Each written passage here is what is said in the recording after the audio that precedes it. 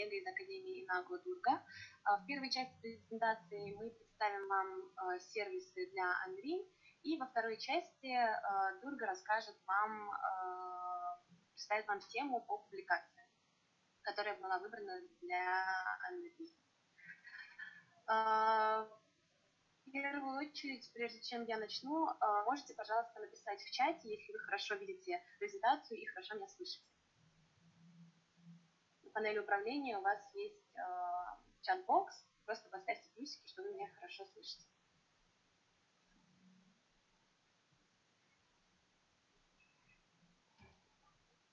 Отлично. Отлично. Тогда мы можем начинать. Супер. Все отлично, прекрасно. Еще раз представлюсь, меня зовут Раина, я являюсь представителем компании ИНАГО. И сегодня я расскажу вам о том, чем мы занимаемся и чем мы можем быть полезны исследователям, которые стремятся опубликовать свои работы в международных научных журналах. Летом мы заключили партнерство с Ассоциацией научных редакторов и издателей. Мы оповестили об этом всех членов Анри на сайте Анри, возможно, вы видели эту новость. И я вам коротко расскажу о том, чем мы занимаемся, и расскажу вам о сервисах, которые мы предоставляем. Итак, компания ИНАГО. Если коротко, то мы образовались в 2005 году. Мы являемся лидирующим сервисом для исследователей по подготовке научных статей и публикаций в международных журналах, таких как Scopus, Web of Science и так далее. У нас очень большой охват индивидуальных исследователей, а также университетов, научных издательств и различных научных организаций. Мы в свое время начинали с Японии, мы помогали японским исследователям с переводом и редактированием научных статей, и сейчас мы являемся топ-1 компанией в Японии и в Корее, и входим в топ-3 по всему миру. Основная наша деятельность – это сервисы по научному переводу и редактированию, а также услуги по поддержке публикаций.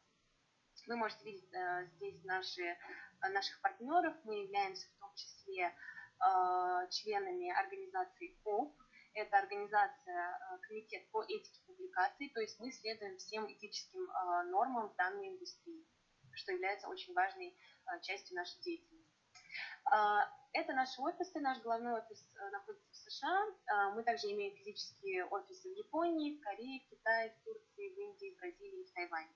И надеемся, что в ближайшем будущем у нас также будет офис для стран СНГ, скорее всего, в Москве. И так как мы начали работу со странами СНГ только в этом году, пока что мы работаем из США с российским рынком.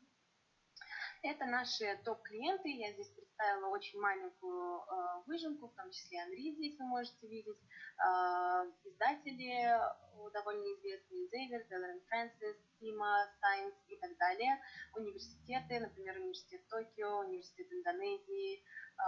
Мы также сотрудничаем с англоязычными странами, несмотря на то, что английский там является родным для исследователей. Все равно даже англоязычные спикеры обращаются к нам за помощью.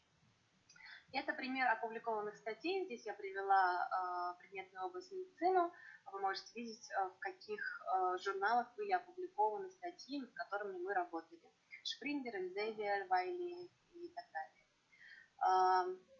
Соответственно, сервисы для Анри. Что у нас есть для членов Анри? У нас есть 3 направления.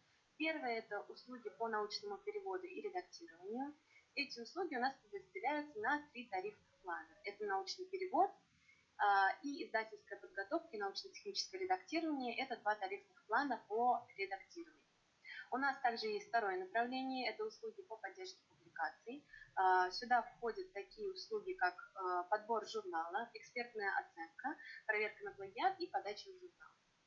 И третье направление – это одно из важных направлений в нашей компании, это образовательные услуги и сервисы для авторов.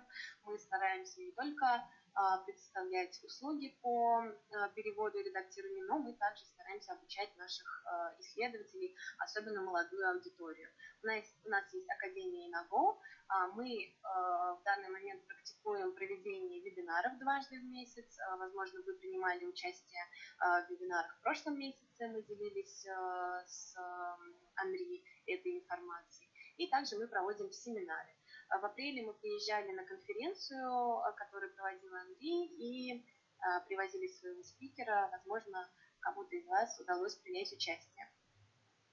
Сначала я вам расскажу про первое направление, про услуги по научному переводу и редактированию. Возможно, вы тоже это слышали уже во время семинара, который мы проводили, во время презентации, которую мы проводили в апреле, но я коротко вам еще раз напомню. Значит, услуга по переводу. У нас она осуществляется в 3 этапа. Сначала ваша работа на русском языке, она передается академическому переводчику. Что это означает? Вам подбирается переводчик, который является экспертом вашей предметной области. То есть мы не работаем с универсальными переводчиками. Для нас важно, чтобы над вашей статьей работал именно специалист в вашем предмете. После этого работа отправляется двуязычному корректору. Корректор за переводчиком проверяет, насколько правильно был сделан перевод, проверяет всю терминологию и отправляет работу редактору, носителю английского языка. Редактор уже проверяет лингвистические ошибки, грамматику и так далее. И после этого ваша рукопись, ваша статья будет готова к публикации. Этот 3-этапный процесс, он обеспечивает лучшее качество перевода, и нас также отличает то, что у нас есть эксперты по предметным областям. Очень многие задают вопросы, нужно ли после перевода обращаться за редактированием. Нет. Ответ нет, так как редактирование уже входит в 3-й этап. Из тех тарифов по редактированию, то, что я буду демонстрировать, здесь входит научно-техническое редактирование. То есть это, можно сказать, тариф перевод плюс научно-техническое редактирование. То есть сразу редактирование здесь включено. Теперь я вам расскажу про издательскую подготовку и научно-техническое редактирование. Базовые сервисы здесь одинаковые. Здесь система 2 редактора. Редактор является носителем языка, и мы согласовываем предметную область. В обоих случаях издательская подготовка и научно-техническое редактирование. 2 редактора. Первый редактор – это специалист предметной области, опять-таки, и второй редактор уже специалист лингвист. Здесь проверяется язык, грамматика, стиль, согласованность текста, техническая точность. И также здесь входит бесплатно в течение года консультация с редактором. То есть вы можете к нам обратиться в течение года, если у вас есть какие-то вопросы по статье, нужна какая-то консультация, то мы вам с этим с удовольствием поможем. Здесь также есть бесплатное дополнение. Это уменьшение количества слов в работе, форматирование под журнал, если вы уже знаете, какой журнал вы хотите опубликовать свою статью. Мы предоставляем сертификат редактирования, и у вас также будет доступ к академическим ресурсам на портале для Анри. Научно-техническое редактирование здесь базовые сервисы такие же, 2 редактора, редактор носителя языка, согласование предметной области, но эта услуга, она немного дороже, потому что здесь есть дополнительные сервисы. Во-первых, это неограниченное редактирование в течение года. Вы также получаете здесь консультацию с редакторами в течение года, а неограниченное редактирование – это возможность редактировать работу несколько раз в течение года. То есть, если вы отдали нам работу на редактирование по тарифу научно-техническое редактирование, и после подачи в журнал вам эту статью вернули с комментариями о том, что нужно что-то поправить, вы к нам с этими комментариями возвращаетесь, и мы по этим комментариям вам редактируем работу. Здесь также входит форматирование под журнал, если вы уже знаете, какой журнал. И если вдруг, например, вы решили поменять журнал, и вам нужно заново отформатировать работу, то также под неограниченным редактированием вы можете к нам обратиться. И здесь еще входит структурный обзор. Это редактор помогает нам с логической связанностью текста, с презентацией и улучшением содержимого. Это что касается услуги по редактированию. Надеюсь, что понятно, в чем разница Если будут вопросы, то в конце моей части презентации вы можете меня спросить. Теперь услуги по поддержке публикаций. Это второе направление. У нас есть несколько услуг, которые очень востребованы в данный момент среди исследователей стран СНГ. И мы раньше, честно говоря, не представляли эти сервисы русскоязычной аудитории, но мы получаем запросы, и поэтому мы решили, что эти услуги, которые мы предлагаем по всему миру, мы включим их и для российских исследователей и исследователей стран СНГ. Здесь есть 4 различных сервиса. Это выбор журнала. Эксперт вашей предметной области подберет вам 5 журналов, которые подходят именно для вашей статьи. Как это происходит? Вы нам отправляете анкету с параметрами. Вы можете указать, какой импакт-фактор вам нужен. Это открытый доступ или обычный журнал, какова срочность публикации, в какую базу данных вы хотите опубликоваться и так далее. Квартель и прочее. То есть вы можете указать все эти параметры и отправить нам. Мы вам вместе с экспертом подберем 5 журналов и порекомендуем, какой журнал, скорее всего, опубликует вашу статью. Соответственно, есть также предварительная экспертная оценка или предварительная рецензия. Эксперт, опять-таки, вашей предметной области, он подробно проанализирует вашу статью и предоставит свои рекомендации. Мы предоставляем большой отчет, примерно на странице 15, со всеми комментариями от рецензента. И делается это обычно в течение 7 рабочих дней, и это намного быстрее, чем обычный процесс рецензирования. Поэтому, если вы хотите получить экспертную оценку вашей статьи, если вы не уверены, насколько статья соответствует международным стандартам, то вы можете обратиться к нам за помощью. Также у нас есть проверка на плагиат и подача в журнал. Мы обычно тоже не предлагали эту услугу, но подавать журнал мы также можем. Мы заполним за вас все анкеты, предоставим сопроводительное письмо, и весь процесс подачи мы со своей стороны за вас сделаем. Это что касается услуг по поддержке публикаций. Теперь наши редакторы. Наши редакторы – это профессиональные редакторы, как я уже сказала, являются носителями английского языка. Вы можете видеть, что они из стран США, Великобритании, Канады и Австралии. Сами являются авторами научных публикаций и рецензентами научных статей. У нас примерно в штате более 800 редакторов. Они подразделяются на группы по предметам. И, соответственно, благодаря вот такому большому количеству редакторов у нас есть возможность работать с исследователями по всему миру. Теперь, что касается того, как мы работаем с исследователями, мы для Анри создали портал inago.com/asset, вы можете видеть. Вы можете перейти на этот портал, возможно, кто-то из вас уже видел этот портал, пробовал пользоваться. Через него можно загружать свои статьи и отправлять нам на перевод, редактирование или для того, чтобы воспользоваться услугами по поддержке публикаций. Я вам этот сайт покажу, как загружать статью, и вам будет более понятно, как этим пользоваться. Теперь, что касается стоимости наших услуг. Мы недавно переговорили с нашим менеджментом и решили снизить стоимость услуг для членов Анри. И вот здесь вы видите цену. Финальная цена. Эта цена, она рассчитывается по словам. То есть вот эта стоимость, она указана за словом. У нас не по знакам идет расчет, а по словам. Я вам покажу тоже разбор, пример, как это считается. Вот пример расчета стоимости. Например, 500 слов. Это примерно одна страница текста. Если в знаках, то это примерно 1800 знаков. Это вот примерно расчет на 1800 знаков или 500 слов. Перевод плюс проверка носителем языка, плюс редактирование и форматирование за 500 слов будет $80. То есть вот этот трехступенчатый процесс, он стоит $80 за страницу. Издательская подготовка, тариф по редактированию за 500 слов это $18 на сегодняшний день. И научно-техническое редактирование это $30. Прошу прощения. Я вижу, что кто-то оставляет уже вопросы в чате, я на них отвечу в конце презентации. Вы можете оставлять свои вопросы, я их обязательно открою и отвечу вам после того, как оставлю вам всю информацию.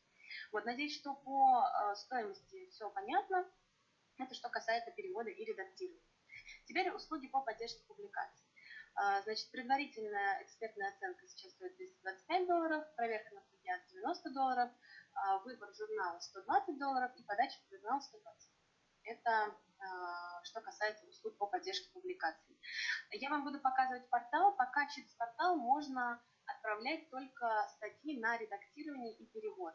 Пока, к сожалению, у нас нет в форме услуг по поддержке публикаций, но у нас сейчас программисты над этим работают, и мы будем в форме отображать также вот эти услуги. Пока, если вам требуется какая-то из этих услуг, вы можете отправить либо мне на rainaz@inago.com, либо на почту corporate@inago.com. Вот, либо на две из этих почт вы можете отправить, если у вас есть какой-то запрос. Также вы можете комбинировать, то есть если вам, например, нужно подобрать журнал, мы подбираем вам журнал, это за $120. Из этого списка, из 5 журналов, вы нам, например, называете один журнал и отправляете свою работу на редактирование. Например, вы выбрали издательскую подготовку, у вас уже есть статья на английском, вы нам отдаете статью после того, как мы вам подобрали журнал, например. То есть вы можете брать разные комбинации, то есть выбрать отсюда услуги и комбинировать их с услугами по переводу и редактированию. Соответственно, третье направление – это образовательные услуги для авторов. У нас есть так называемая платформа знаний, Академия ИНАГО, ресурсы для ученых. Эта платформа доступна на портале Андрей. Мы каждую неделю обновляем статьи по теме публикаций, о том, как продвигаться в академической карьере, по академической письме и так далее. То есть все эти ресурсы можно будет найти на сайте. Также мы проводим авторские семинары и вебинары. Как я уже сказала, дважды в месяц мы проводим вебинары. В прошлом месяце мы тоже делились вебинарами, и мы будем продолжать делиться с вами этими вебинарами. Сегодня мы для вас проведем вебинар. Моя коллега Дуга, она проведет вебинар для вас. И, соответственно, я советую вам участвовать во всех вебинарах, потому что это очень полезные, практически применимые знания. И семинары ИНАГО мы проводим каждый год в разных странах, семинары живые, мы привозим своих спикеров и представляем темы, которые интересны исследователям. Мы в этом году побывали и в Англии, и надеюсь, что в следующем году мы также запланируем вместе мероприятие и сможем встретиться с вами вживую и провести для вас семинар по интересующей вам теме. Это мои контакты. Если у вас есть какие-то вопросы, вам нужна персональная консультация, что-то непонятно, вы всегда можете мне написать, я с удовольствием вас проконсультирую. И сейчас я вам покажу сайт, и после этого отвечу на вопросы ваши. Так, вот это сайт inago.com/asset. Через этот сайт вы можете загружать свои статьи. Вот это ресурсы для ученых, про которые я вам говорила, платформа ИНАГО. Вот здесь вы можете видеть разные темы: academic writing, publication stages, industry use. То есть здесь вы можете, например, как использовать модальные глаголы в академическом письме. То есть это все очень тоже полезно, советую вам пользоваться этой секцией. Теперь, что касается загрузки, здесь представлены три сервиса, которые я вам уже описала. Это перевод, издательская подготовка и научно-техническое редактирование. Пока, к сожалению, мы не включили форму, как я уже сказала, услуги по поддержке публикаций, но в скором времени мы в форму эти услуги также включим. Нажимаете кнопку «Отправить», вам выходит такая форма. Страна уже выбрана, Россия. Если вы из какой-то другой страны, вы можете тоже найти и поставить эту страну. Например, вы новый клиент, вам нужна услуга издательская подготовка. Вы выбираете, например, сертификат редактирования. В этом случае в издательской подготовке неограниченное редактирование идет с доплатой. В научно-техническом редактировании неограниченное редактирование идет бесплатно, уже автоматически, сопроводительное письмо бесплатное и подробный отчет о вашей работе также. Но услуга также будет немного дороже. То есть смотрите, насколько вам это нужно. Теперь план. Мы советуем выбирать стандартный план, потому что экспресс, он немножко тоже дороже, но если вам нужно срочно, то можно выбрать и экспресс. Теперь, соответственно, вы выбираете предметную область, которая вас интересует, например, social sciences мы можем с вами выбрать, и, например, антропологию. Если у вас какая-то другая специализация, вы можете просто поменять, выбрать other и вставить то, что вам нужно здесь. Соответственно, выбираете формат рукописи, желательно формат документа, в котором вы хотите получить рукопись, английский, британский английский или американский. В назначении документа мы работаем с разными форматами, это может быть статья в журнал, заявка на грант, отчет о клинических испытаниях и так далее, презентация для конференции. Мы с вами, например, выбираем статью в журнал. Если вы знаете, какой журнал, то вы указываете название журнала. Во всех тарифах, как я уже сказала, у нас форматирование под журнал идет бесплатно. Выбираете оригинальная статья, требуется ли форматирование? Да, я не делаю форматирование в документе. Если у вас есть какие-то требования журнала к статьям, вы можете это все тоже отправить по адресу. Если есть замечания для редактора, что-то важно о вашей статье, вы хотите сообщить редактору, пожалуйста, оставляйте здесь все свои комментарии. Выбираете файл для загрузки, загружаете файл. Если у вас несколько файлов, то их нужно будет прислать по электронной почте. Если, например, какие-то картинки, дополнительные таблицы или дополнительные материалы, это все можно будет отдельно тоже прислать, потому что здесь загрузка только одного файла. Вводите личные сведения и отправляете. После отправки наша команда подсчитывает количество слов в вашей статье и отправляет вам квоту. И отправляет вам ссылку на оплату. Вы оплачиваете статью по этой ссылке, и мы приступаем к работе. В письме будет указан дедлайн, и строго к этому дедлайну будет предоставлена ваша статья. Вот. Это что касается наших услуг, расценок и того, как пользоваться порталом. Я надеюсь, что все понятно. Если вдруг будут какие-то вопросы, как я сказала, можно будет написать мне на почту. Так, сейчас я вам открою. На почту raina@inago.com. Если у вас есть какие-то вопросы, пожалуйста, задавайте, и мы уже будем переходить ко второй части. Мы будем переходить к образовательному вебинару, который представит моя коллега Дуня. Так, я вижу вопросы. Сейчас, секунду. Так, вопрос. Вы работаете только со статьями, а книги переводите и редактируете или же нет? Да, мы работаем также с книгами. К нам недавно пришел двухтомник монография, по-моему, из Индонезии или из Китая. И мы вот сейчас работаем над двухтомником, мы редактируем его. Этот двухтомник, он должен быть опубликован через 2-3 месяца, по-моему, и вот мы сейчас работаем над ним. Специальный код это не обязательно заполнять. В системе уже все зафиксировано для Анри, то есть наша система, она отслеживает, откуда приходит работы, поэтому специальный код вы можете не заполнять, вы можете просто пропустить. Вопрос был про специальный код. Людмила, благодарю вас, да, спасибо вам за участие тоже.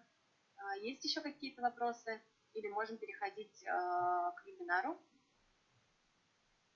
по ссылкам? Если готовы к следующей части вебинара, пожалуйста, тоже поставьте плюсики, и мы уже перейдем к презентации следующей части. Отлично, отлично, прекрасно. Все, тогда я передаю слово своей коллеге. Мы начинаем с вами вебинар. И если у вас будут вопросы, пожалуйста, пишите мне на почту, и я вас обязательно проконсультирую. Я передаю слово своей коллеге, она себя представит, и желаю вам интересного вебинара.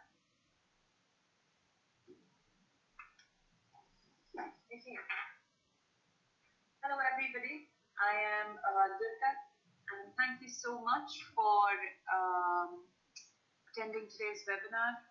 I hope it is useful to you and you get what you're hoping from it, of course. If you have any questions related to the webinar, I think we'll be running slightly short of time. So what you could do is just write them in the chat box or the questions box on your screens in the control panel.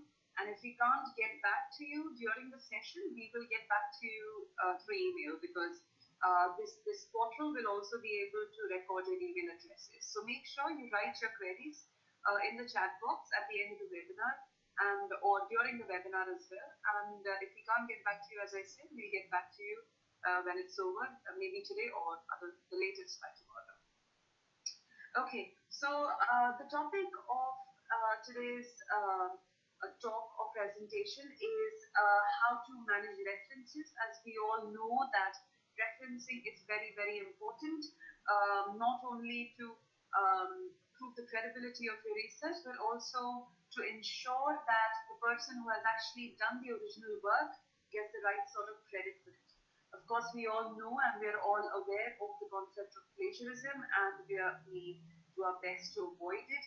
Also, as part of the webinar, what we do is we also discuss tools which you could use to detect plagiarism, and also talk about effective ways of avoiding it, or other effective ways that authors could avoid it. Right? So let's just go through the agenda for today's talk. We will begin with some brief definitions. Then we go on to reasons why authors should cite, what should be cited, as well as what should not be cited. Where can you find these references and citations? So we will talk about some abstracting and indexing services out there. We'll be talking about the concepts of paraphrasing and quoting. So paraphrasing is very, very important. Rather, it is something that one should do. I think quoting is something that you can do once in a while, of course, when you cannot paraphrase. But we'll also discuss, we'll give you some examples. Then we'll go on and talk about plagiarism, the different kinds of plagiarism. We'll talk about some tools that you can use to detect plagiarism. We talk about what goes into a reference, the different citation styles, as well as which citation styles are used across different disciplines, and we'll talk about some style guides out there. And finally, we'll also talk about reference management tools, because they are a very, otherwise, if you're writing a very lengthy document, or if you're going through a very lengthy document, it becomes extremely difficult to do everything manually. So using these tools not only saves time to begin with, but also ensure that there are no duplicates and everything is the way it should be. Okay, and everybody is given the right sort of credit. Right. So let's go on and discuss definitions to begin with.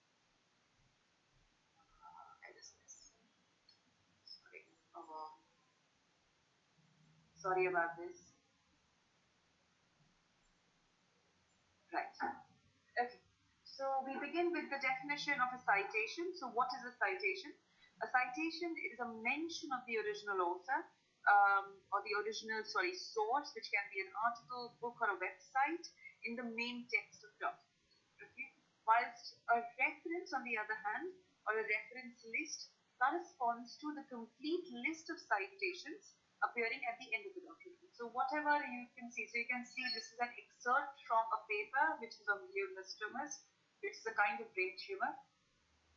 And you can see that in the main text of the article, this is the numerical kind of style of referencing, of course. You can see these numbers out there.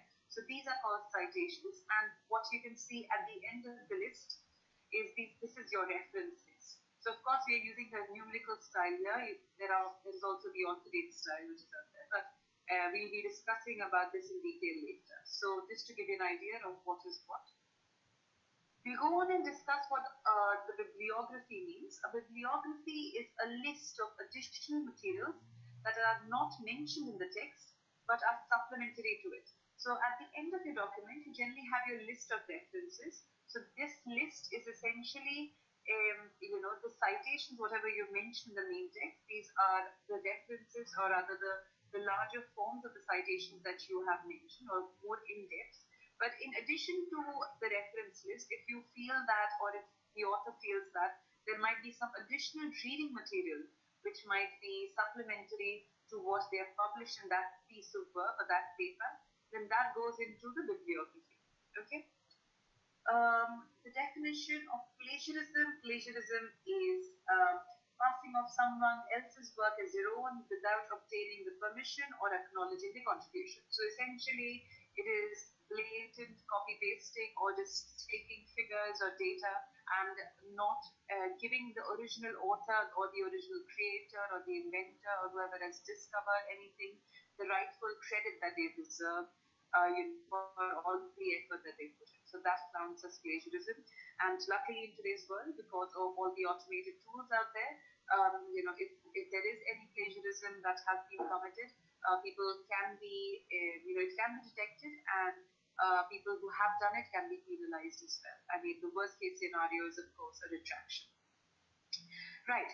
So now we will discuss as to why it is important to cite. Okay. So the first point being, it shows adherence to academic writing standards. So it is, it is what is normally done. So and it is defined as a normal way of doing things or a set way of doing things by all journals out there.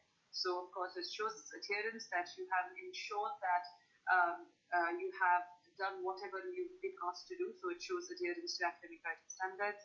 Shows respect for and acknowledges the work of other scholars. So of course, when you are writing the literature review section of your paper, which goes into the background, where you're trying to set the scene as to why did you undertake a given piece of research, then of course you will have to talk about somebody else's work before highlighting the gaps. So when you're talking about somebody else's work and you're writing it in your paper, of course you have to acknowledge it. You have to acknowledge their contribution. So it's very, very important. We are all a part of the, scientists, they're all part of the same community. It's an international community, but it's important to respect each other's work and contribution. And of course, by doing so, you also avoid plagiarism and the consequences associated with it. It helps provide evidence to back your claims. Okay, so it shows the credibility of your work, that you've just not made some presumptions, out of thin air. You have something concrete to back your claims. It provides evidence that you have read and considered relevant literature. So you have done some good quality background work prior to, coming up with, say, your research question. So you have done whatever literature review that it requires and wants. Again, as I said, it gives credibility of your work, help others trace the source of your work as well. So of course, if you're working on, as I said, if I'm working on a certain treatment for, say, brain tumors, which is a slight different version of whatever is available in the market. So I'll firstly talk about whatever is available in the market prior to talking about my own work. So if somebody wants to go and read about the original source or the original medicine out there, they can of course find the reference in the reference list of my paper, and they'll understand from that paper as to why I have gone ahead and decided to, say, design or investigate another modality to begin with. And it facilitates literature survey. So if somebody is undertaking a literature review and they want to find out the references, or they want to find out the sources of work so that they can go to that original study. Of course, as I said, it's a give and take in academia, and we all work together. So it is a way of helping those people who want to undertake such a literature survey or a method analysis or a systematic review. Okay, so what should you cite then? Quotes by another person, whether they are direct or interpreted. Original research articles, books, or websites. Of course, there are different style guides, and we'll talk about them slightly later on.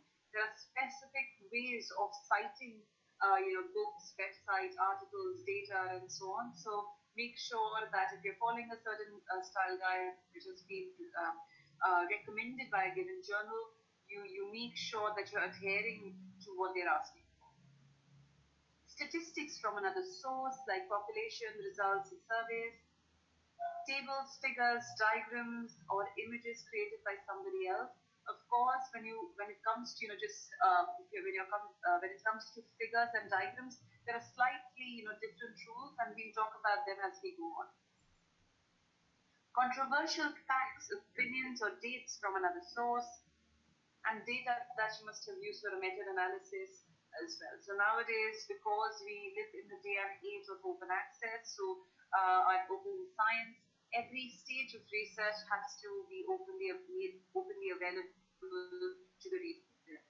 Okay, so right from your data to your paper to the even like peer review, people are very people want to read the peer review comments, so there is open peer review as well. So essentially, it ensures transparency at all levels of research, at all stages of research.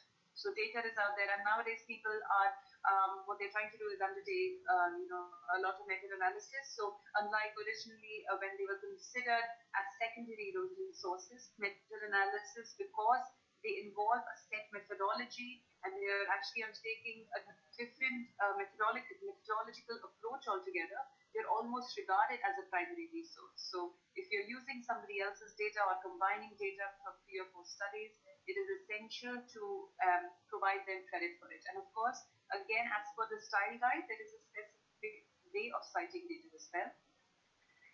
I think we'll talk about how you go about this in the next few slides.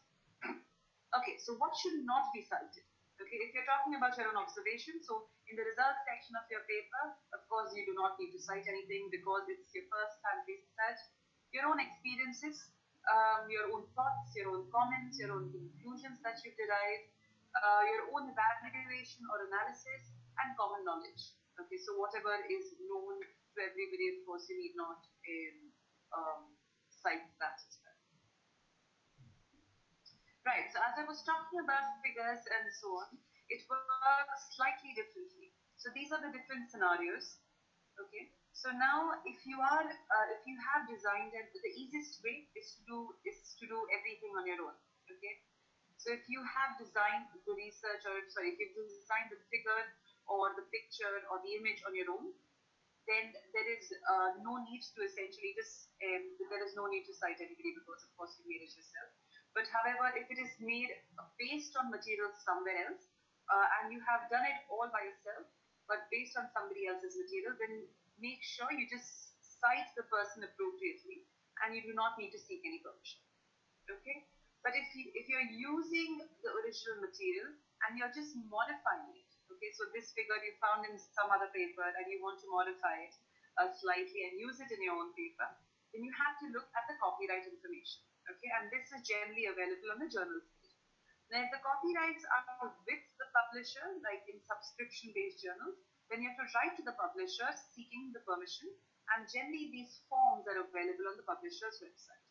At the same time, even though the copyrights are not with the author, it is polite to write to the author and say, okay, so I found your work really interesting, and I was hoping that I could, of course, use the figure that you produced in your paper and, of course, modify it in my paper. Generally, nobody will say no as long as they're properly given credit for it. And it's also not necessary or mandatory. However, it is polite to do so. If the copyrights are with the author, like in open access publications, then you have to write to the author seeking permission and ensure that you have all the communication that you with the author on an email. You have a written copy or a hard copy or a soft copy of the same, because you might, the journal or the editor-in-chief of the journal might ask for it as well. Of course, I think you are also required to submit an appendix containing the proof of permission when you're actually granted the permission and the letters requesting permission, as I've said. So make sure if you are using figures from somebody else's material, and if you have taken permission to do so, make sure you keep all the communication in place and submit it as an appendix, as part of the appendix of your paper. Okay. So be careful what you cite as well. The sources are very, very important. So where you get your data sources from, so they have to be legitimate. But let's talk about the different sources. So literature reviews, all the review articles are a brilliant source of knowledge. And if you're actually a new postdoc or if you're new to a field, it is the best place to start. And then, of course, that particular literature review can direct you to different sources or different original articles, but it's a good starting point.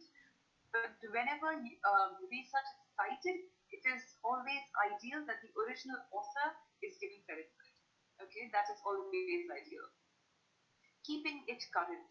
Ensure you have cited what is most up to date. So when I say most up to date, it should be the most recent study in that particular field. And you do not, if you're using terms like in a recent study, that recent study cannot be 10 years old. Okay? You have to make sure that whatever information you're providing and whoever you're citing, it is supposed to be latest. Wikipedia, okay, not the most dependable source. You should not provide a Wikipedia link in the reference sections. If you are going to go, it's a great place to just get a snapshot of information and a great starting point if you just want to understand it. But a lot of times, because it is editable by random users, and sometimes this is not tracked by Wikipedia unless it's a high importance page, then it is, you do not want to provide the wrong reference. So it is not fully trustworthy, so do not cite Wikipedia at all. Absolutely not. The last thing you should do. Data, as I said before, we live in the day of open access and open science. Funders as well as universities are making it mandatory not only to make articles openly available, but also to make the data that was published in it, or the raw data that was published in it, to be openly available as well. So if you are going to be using data from somebody else's paper, or you're going to combine data from different studies, make sure you're citing it properly. The Force 11 website provides guidelines to do it properly. So Force 11 is a community of scholars, librarians, archivists, publishers, and research funders that have arisen organically to help facilitate the change towards improved knowledge creation and sharing. So if you want to know more about the Force 11 initiative, you can actually just Google Force 11 and you'll be able to read out more about it and about what the initiative is about. Okay, so maintaining originality. So let's talk about literature reviews. So whenever you undertake a literature review, while it is perfectly okay to survey previously published literature, it is not okay to paraphrase the same with extensive similarity. Okay, so we'll talk a little about paraphrasing as well as quoting as we go along. So most commonly, when you're writing the literature review section of any document, whether it's your thesis or your manuscript or which goes into the background section, as I said. So you're trying to set the scene for your paper as to, this is the background information, these are the gaps in knowledge, and this is why I undertook the research that I did.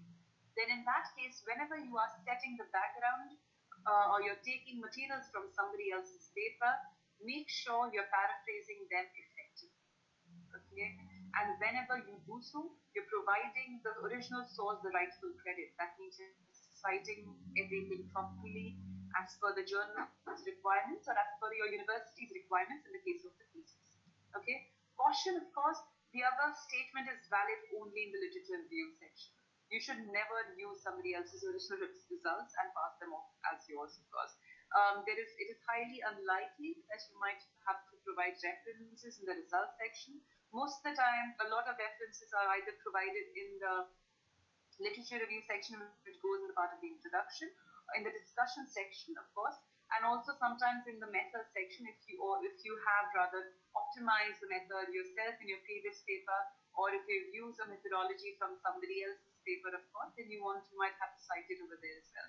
But mostly in the results section of your paper, it is highly, highly unlikely that you might actually have to, of course, cite somebody else's work. If you do, of course, make sure that your results are your own and you're not actually citing somebody else's work. Okay, so how many, I think a lot of time authors have this question, how many references do I need? Okay, this is a common question a lot of times. So there are a few factors to consider. There is no right or wrong question, right or wrong answer, of course, but this is something that you can consider. The type of the type of research article that you're writing. For example, if you're talking about a literature review or a systematic review, which is based on existing studies, then of course there will be more references in comparison to an original article. An original article will of course not have as many references because I said mostly the references will only be in two sections, okay? So they will not mostly be equivalent to the number of references that go into or they are given at the end of a literature review. The area of research. If the paper is published in a very, very niche or a very, very specialized area of research, of course there is not a lot of research going on out there, so of course there will be fewer references. In contrast to if you're working on a very researched or a very broad area of research, of course the number of references will be more. The journal's requirements, okay? The journal of choice may restrict the number of references due to print constraints, so take that in consideration as well. Of course, whenever you are drafting your paper, the process of manuscript preparation and journal selection should happen simultaneously. You should never write, of course, a manuscript and then select a journal. You should first compile your research, okay, write your results section, of course, and after putting your figures together, and then write the rest of your manuscript or draft it based on the journal's requirements. Okay, so if the journal says that you can only accept about 25 references or 30 references, then you can of course not go beyond that, because if you're not adhering to the journal's requirements as the norm, it will not even go past the journal's stage as the reference.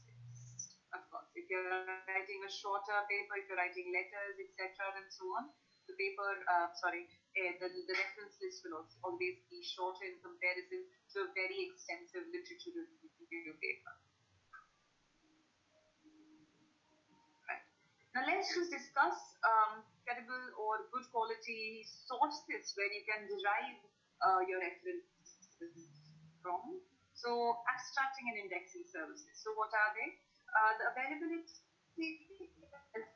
So abstract articles and ebooks through metadata and abstracts. The metadata generally includes the title, the authors, the date of publication, the journal title, and so on. And using this information, users can generally browse through relevant articles and identify the articles that are relevant to their research. Okay. There are several abstracting and indexing services out there.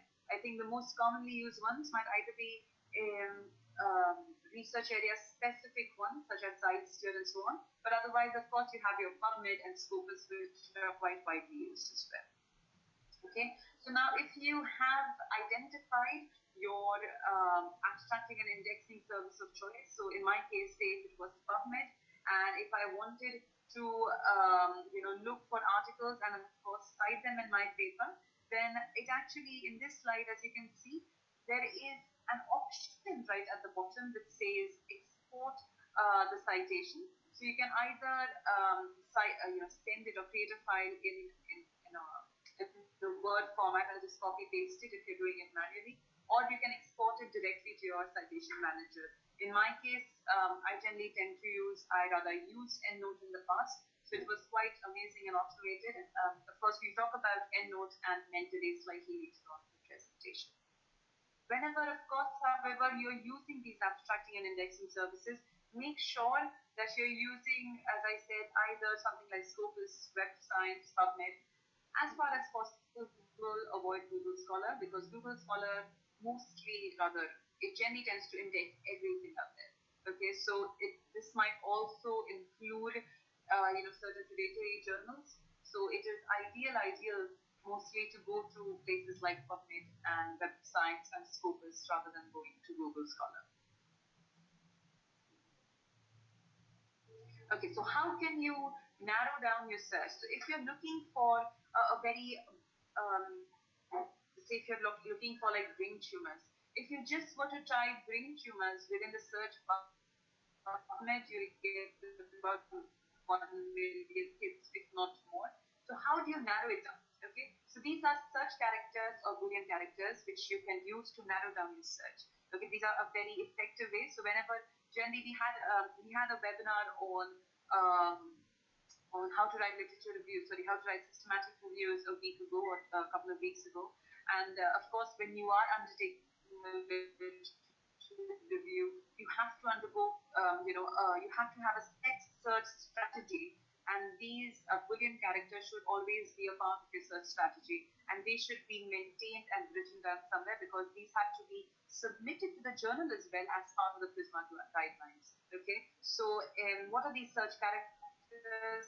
If you're using AND, so I'm just going to give you some examples. So if I want to find papers whose titles or abstracts had brain and tumors, both words, then of course you can use Boolean characters. And if you wanted brain and tumors, but not, say, astrocytomas, which are a kind of brain tumors, so it will be brain and tumors, not astrocytomas. If you wanted the title, the articles to have brain or tumors, then it will find papers with both these characters, with both these words.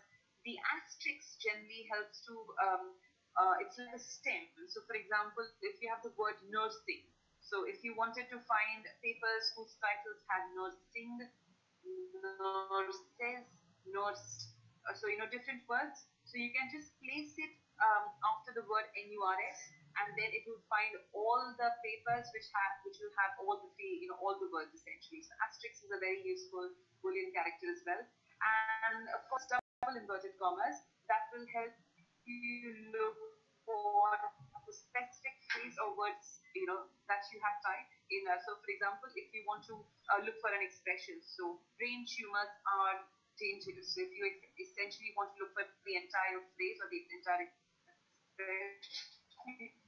place it in between double inverted commas, they find. Okay, so this is a good way of narrowing down your search strategy on abstract and indexing services, or when you're looking for papers on that. Okay, now let's just briefly talk about paraphrasing and quoting. Of course, it will be very difficult to provide a lot of examples over here, but it is very, very important to paraphrase effectively. Paraphrasing is expressing the meaning of something, but in your own words. Okay, there is always a fine line between plagiarism and paraphrasing. Okay, but it is the best. We'll just provide you some tips on how you can effectively do so as we go on. So this is just an example. As you can see at the bottom of the screen, you have